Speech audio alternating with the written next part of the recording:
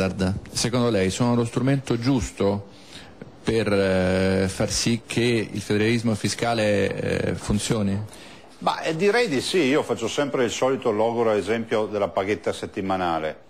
Per spiegare il costo standard significa che la paghetta settimanale la possiamo paragonare a un costo standard, il che significa che se io ho più componenti in una famiglia, ho più figli e vedo che qualcuno la paghetta settimanale il lunedì o il martedì se l'è già mangiata e gli servono 2 o 3 paghette settimanali per arrivare alla domenica successiva, questo significa che è fuori dal costo standard, cioè il costo standard di quella famiglia è una paghetta alla settimana. Abbiamo realtà, regioni, comuni e istituzioni in giro per l'Italia che la paghetta settimanale se la sono già mangiata la domenica sera, quindi mancano ancora 6 giorni per vedere l'alba. Ha ragione Tremonti in questo senso? Ha ragione Tremonti, abbiamo ragione noi, hanno ragione tutti quelli che parlano ovviamente di taglio agli sprechi, di ricondurre le amministrazioni all'interno dell'alveo della legalità e della laicità sotto questo profilo. Non si capisce per quale motivo in alcune regioni d'Italia farsi una radiografia costi 4 o 5 volte rispetto a quanto costa da altre parti d'Italia.